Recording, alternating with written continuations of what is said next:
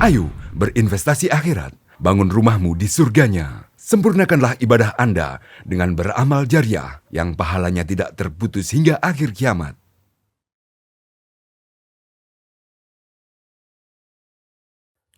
Assalamualaikum warahmatullahi wabarakatuh.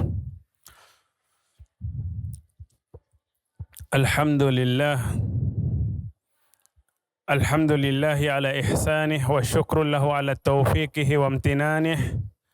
Wassalatu wassalamu ala ashrafil anbiya'i wal mursalin wa ala alihi wa ashabih. Thumma amma ba'd. Hadirin wal hadirat jamaah salat maghrib rahimani wa rahimakumullahu ta'ala. Alhamdulillah, segala puji dan syukur kita panjatkan kepada Allah Subhanahu wa ta'ala atas segala nikmat yang telah Allah karuniakan kepada kita. Salawat dan taslim senantiasa kita haturkan kepada tauladan kita Nabiullah Muhammad sallallahu alaihi wasallam, Sayyidul awwalina wal akhirin, pemimpin para nabi dan rasul, dan juga pemimpin seluruh umat manusia, dan manusia terbaik yang telah Allah Subhanahu wa ta'ala utus sebagai basyiran wa nadhira bagi umat ini. Semoga kelak kita termasuk umat beliau sallallahu alaihi wasallam yang akan mendapatkan syafaat dari beliau sallallahu alaihi wasallam, dan semoga kelak kita dikumpulkan di surganya Allah bersama dengan orang-orang yang kita cintai. Amin ya rabbal alamin. Hadirin rahimani wa rahimakumullahu ta'ala. Kajian kita pada malam hari ini melanjutkan pembahasan dari Kitabul Jami' min Bulughil Maram. Kumpulan pembahasan atau kumpulan hadis-hadis akhlak dari kitab Bulughul Maram karya Al-Imam Ibnu Hajar Al-Asqalani Asy-Syafi'i rahimahullahu ta'ala. Pada malam ini insyaallah kita akan membahas atau masuk pada pembahasan bab yang baru, yaitu bab tarhib an masawi'il akhlak. Bab tarhib an masawi'il akhlak ini adalah bab yang sangat penting. Kalau sebelumnya kita membahas tentang keutamaan akhlak yang mulia dan juga contoh-contoh akhlak yang mulia, terakhir kita bahas masalah babuz zuhud wal wara', bab tentang zuhud dan wara'. Maka yang tidak kalah pentingnya adalah kita belajar dan tahu, mengenal akhlak-akhlak yang buruk agar kita bisa menghindari akhlak tersebut. Karena Nabi sallallahu alaihi wasallam tatkala diutus, innama bu'istu liutammima makarimal akhlak, maka konsekuensinya seorang muslim dia harus berusaha untuk menghiasi dirinya dengan akhlak yang mulia dan meninggalkan akhlak yang tercela atau akhlak yang buruk. Karena tidak mungkin seseorang dikatakan berakhlak mulia kalau dia menggabungkan dengan akhlak yang tercela. Maka menjadi sangat penting kita belajar dan tahu tentang akhlak-akhlak yang tercela agar kita bisa menghindarinya. Makanya babnya pun diberi judul Babut Tarhib an Masawi'il Akhlak. At-tarhib pakai ha-nya besar ya. Itu artinya adalah at-tanfir. Kita seakan-akan diusir, dijauhkan dari apa? Bagaimana kita bisa jauh dari akhlak yang tercela tersebut? Ya. At-tarhib an masawi'il akhlak. Kita dijauhkan atau berusaha menjauhkan diri kita dari akhlak yang tercela. Hadis yang pertama yang dibawakan oleh Al-Imam Ibnu Hajar Al-Asqalani dalam Kitabul Jami' adalah hadis yang diriwayatkan oleh Abu Hurairah. An Abu Hurairah radhiyallahu taala anhu qala Rasulullah sallallahu alaihi wasallam, iyyakum wal hasad fa innal hasada ya'kulul hasanati kama ta'kulun narul hatab. Diriwayatkan dari Abu Hurairah radhiyallahu taala anhu bahwasanya Nabi sallallahu alaihi wasallam bersabda, jauhilah dari kalian sifat hasad. Iyyakum, ini peringatan untuk kita agar kita menjauhi, meninggalkan. Seakan-akan mengatakan hati-hati, awas kalian jangan sampai hasad. Kenapa? Kemudian beliau menjelaskan sebabnya. Fa innal hasada ya'kulul hasanat. Karena hasad itu akan melahap, menghabiskan kebaikan-kebaikan sebagaimana ta'kulun narul hatab, api yang membakar kayu. Api akan, kalau membakar kayu, kapan dia padam? Kalau dibiarkan, kapan padam, Mbak? Kalau habis kayunya, ya kan? Kecuali dipadamkan. Iyyakum wal hasad, jangan sekali-kali kalian berbuat hasad. Hadis ini diriwayatkan oleh Abu Dawud dan juga Ibnu Majah, rahimallahu jami'a ulama al-muslimin. Namun secara sanad, sebagaimana dijelaskan oleh para ulama, diantaranya Syekh bin Baz rahimahullahu ta'ala, hadis ini sanadnya lemah. Secara sanadnya lemah karena ada dua periwayat yang lemah, yang satu mubham, yang satu matrukul hadis. Itu secara sanad. Tetapi secara matan atau isi konten hadisnya, maknanya sahih, maknanya benar.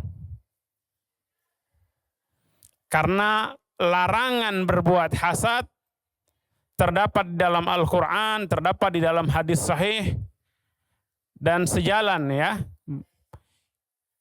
muatannya atau kontennya sejalan dengan dalil-dalil yang sahih. Wala tahasadu, janganlah kalian saling hasad. Hasad ini adalah dosa. Bahkan para ulama menyebutkan dosa yang paling lama. Dosa yang pertama dilakukan oleh makhluk Allah Subhanahu wa ta'ala.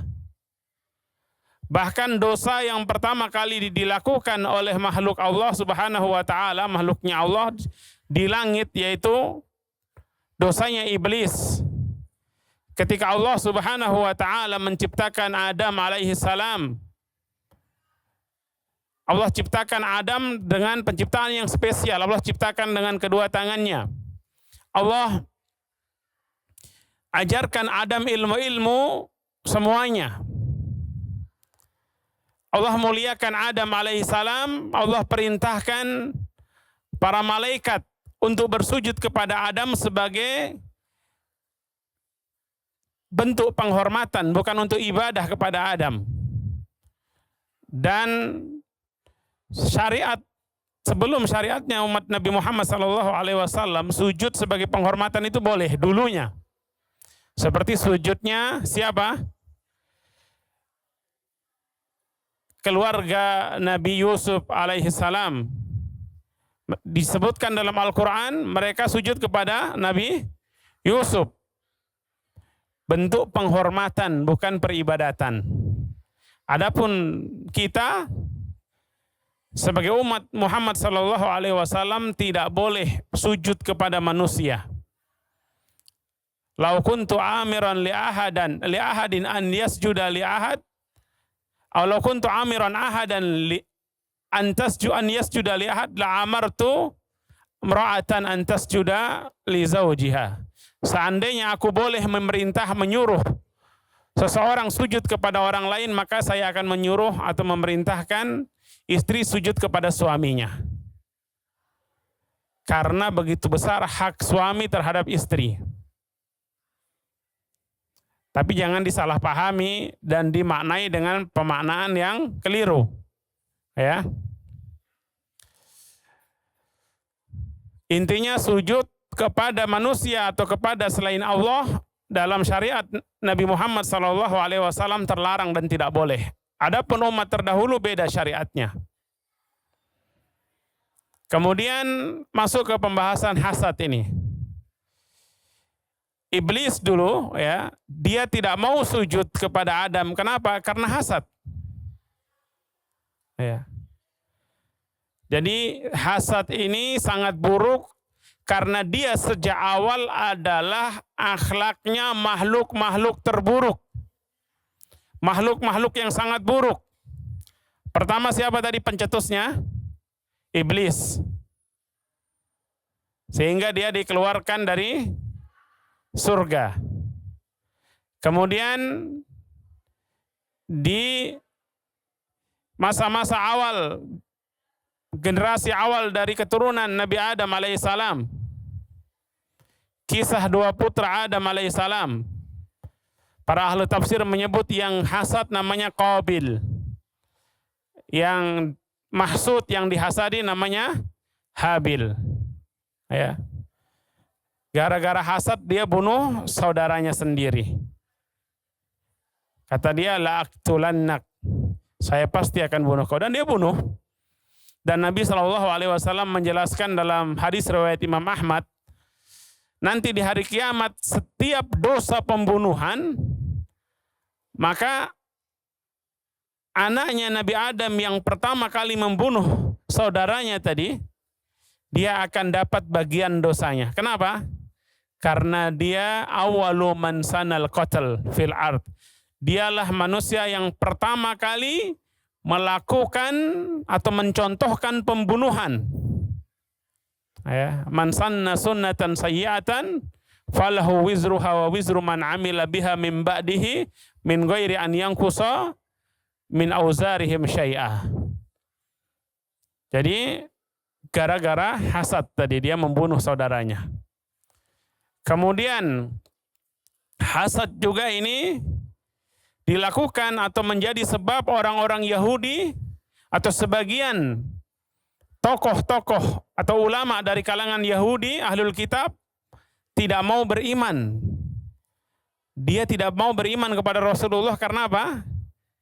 Kufaron hasadam min indi anfusihim, karena hasad. Ya kan?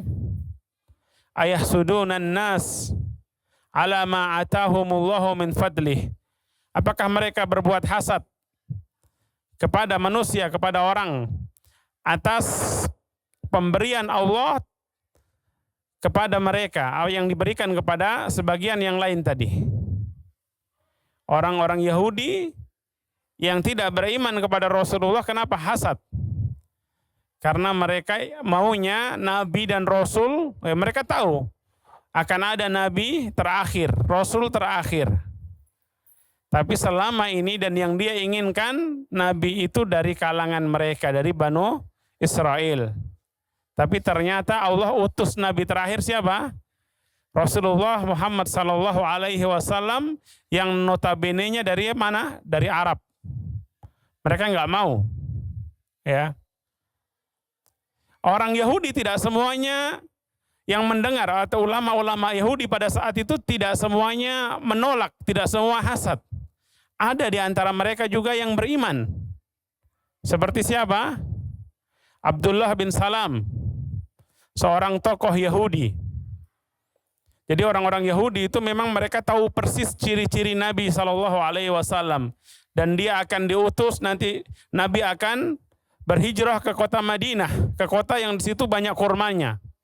Maka orang-orang Yahudi dari berbagai negeri mereka berkumpul di sekitaran Madinah. Bahkan dulu kalau mereka berselisih dengan orang-orang penduduk Madinah yang saat itu disebut Yathrib dari suku Aus dan Khazraj, mereka kalau berselisih mereka mengancam suku Aus dan Khazraj. Kau lihat ya, nanti kalau Nabi terakhir datang, ya, kami akan basmi kalian, kami akan bantai kalian seperti Allah membinasakan kaum Tsamud dan kaum Ad. Kaum Tsamud dan kaum Ad. Orang-orang Madinah dari dulu sudah diancam seperti itu. Orang-orang Yahudi menunggu-nunggu Nabi, tapi ternyata ketika Nabi datang, Nabi bukan dari suku mereka, bukan dari Banu Israel, mereka hasad, tidak mau menerima. Di antara tokoh Yahudi yang tahu persis, dan kisahnya disebutkan oleh para ulama tafsir, ya, ahlu tafsir, mufassirin, Huyai bin Akhtab. Ketika dengar Nabi telah datang ke Madinah, dia dengan saudaranya, sama-sama rahib dari kalangan Yahudi datang, ingin ngecek, benar nggak itu Nabi yang telah dijanjikan oleh Allah Subhanahu wa Ta'ala, Nabi terakhir. Dia datang, cek, setelah pulang, dikatakan, ahu, nabinya benar yang tadi ya, kata dia.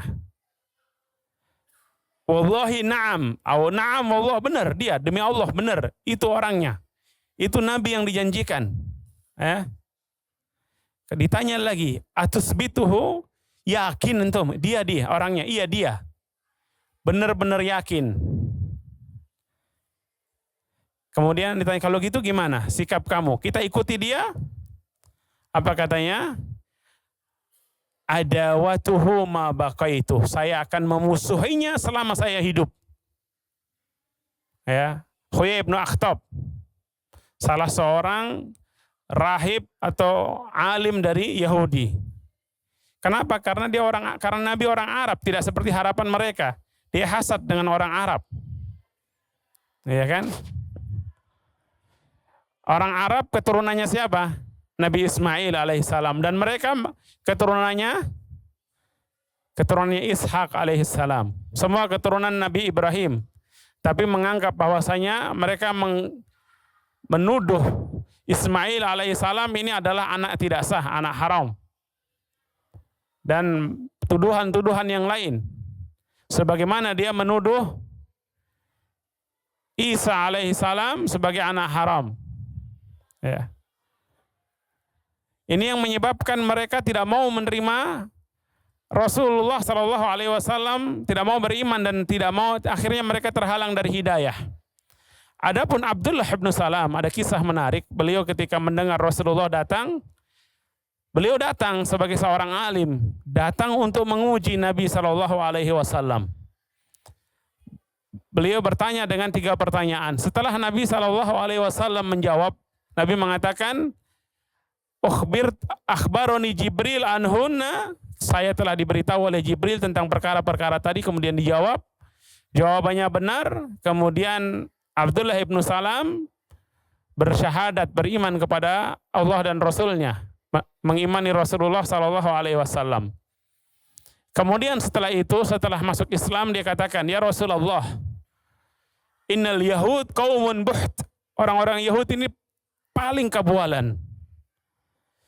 Maka jangan kasih tahu mereka saya sudah masuk Islam. Dia ingin menunjukkan bagaimana kabualannya orang-orang Yahudi. Rasulullah sembunyikan saya di satu rumah, di belakang ya. Nanti Anda tolong tanya kepada mereka tentang saya, siapa saya menurut mereka. Tapi jangan kasih tahu dulu bahwasanya saya sudah masuk Islam. Abdullah bin Salam radhiyallahu ta'ala anhu sembunyi di belakang, nggak kelihatan. Kemudian Rasul bertanya, man hadar rajulu fikum, ayat Abdullah bin Salam, menurut kalian siapa ini? Siapa sebenarnya Abdullah bin Salam? Kalian kenal Abdullah bin Salam? Oh kenal, kami kenal wahai Muhammad.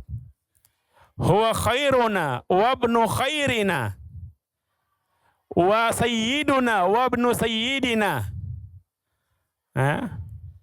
Alimuna wa ibnu alimina. Dia itu orang yang terbaik di kalangan kami katanya. Di antara kami, Abdullah ibnu Salam ini orang yang paling baik. Keturunan orang yang paling baik juga. Bapaknya juga orang yang paling baik. Dipuji-puji setinggi langit. Karena memang dia adalah tokoh penting di Yahudi, alim di kalangan Yahudi. Dia berkatakan, khairuna wabni khairina. Orang yang terbaik di kalangan kami, bapaknya juga orang yang terbaik di kalangan kami. Jadi keturunan orang hebat, orang baik juga. Alimuna wabnu alimina, au a'lamuna wabnu a'lamina. Dia adalah orang yang paling berilmu di kalangan kami, bapaknya juga kalau orang yang paling berilmu. Kemudian dikatakan sayyiduna wabnu sayyidina. Dia itu adalah pemimpin kami dan juga putra dari pemimpin kami. Bapaknya dulu juga pemimpin kami. Setelah orang Yahudi bersaksi tentang siapa tadi? Siapa yang dipersaksikan tadi, Pak? Abdullah bin Salam. Dia memberikan persaksian yang luar biasa, pujian yang setinggi langit. Kemudian Abdullah bin Salam keluar. Asyhadu an la ilaha illallah wa anna Muhammadan Rasulullah. Saya bersaksi bahwasanya tidak ada Tuhan yang berhak disembah kecuali Allah, dan saya bersaksi bahwasanya Muhammad adalah Rasulullah. Apa kata mereka? Spontan mereka mengatakan, syarruna wabnu syarrina. Dia ini orang yang paling buruk di kalangan kami, dan bapaknya juga dulu orang yang paling buruk. Wa waqa'u fihi. Kemudian dihina sehina-hinanya. Ini akhlak mereka. Akhlaknya orang Yahudi. Kalau senang, dipuji, disanjung-sanjung setinggi langit. Kalau nggak suka, dia nggak ada adil, jatuhkan, dihina, tidak dipedulikan. Yang tadi barusan beberapa menit yang lalu dibilang orang yang paling hebat, orang yang pemimpin kami segala macam. Setelah tahu masuk Islam langsung